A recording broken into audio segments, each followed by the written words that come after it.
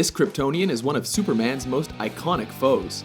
Welcome to WatchMojo.com, and today we will explore the comic book origins of General Zod. Superman, thank God. Get him! Come to me, son of Jor-El!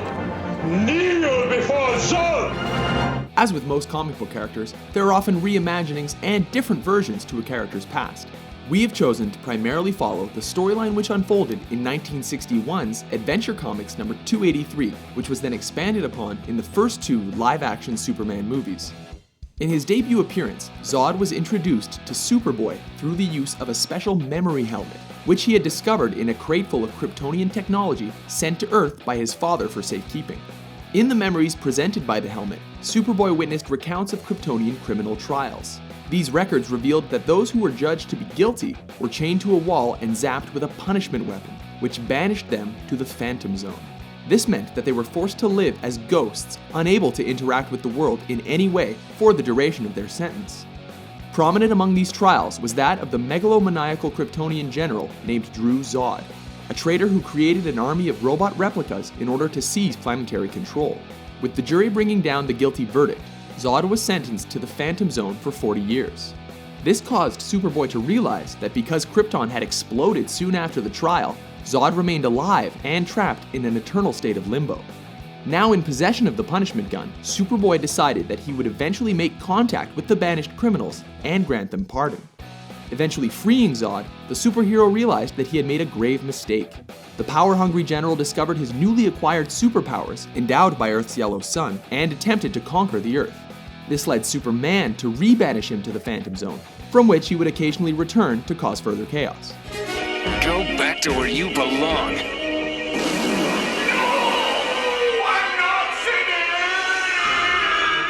Despite his comic appearances, the character has become best defined by his role in the first two Superman movies. It was in this portrayal by actor Terrence Stamp that Zod took on his iconic facial hair and the boisterous sense of pride and entitlement for which he is known. I am General Zod, your ruler. At the beginning of the first film, Zod is one of three criminals on trial for conspiring to overthrow the Kryptonian government. With the final decision resting in the hands of Superman's father, Jor-El, the trio are again banished to the Phantom Zone, in this case depicted as a mirror that floats through the vastness of space.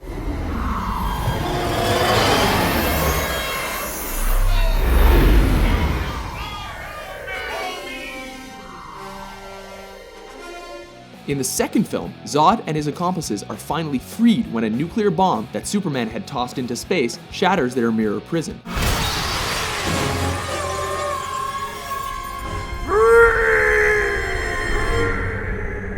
Arriving on the moon, they discovered their newfound powers and the nearby planet.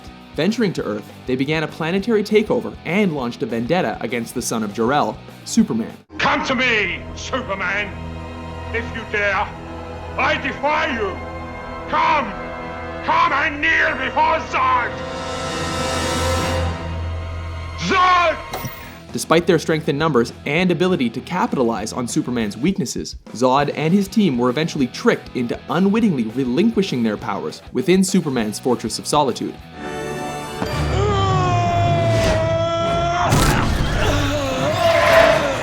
Over the years, General Zod has appeared in various other media, such as a hilarious exercise video parody in Robot Chicken, and as a major villain in the television series Smallville. Now, using your lower abdominals, raise your legs and hold on a 5 count before Zod. 1 before Zod. 2 before Zod. Ultimately, he finally returned to the big screen in 2013, this time portrayed by actor Michael Shannon in the franchise reboot, The Man of Steel. Are you a devoted fan who willingly kneels before Zod?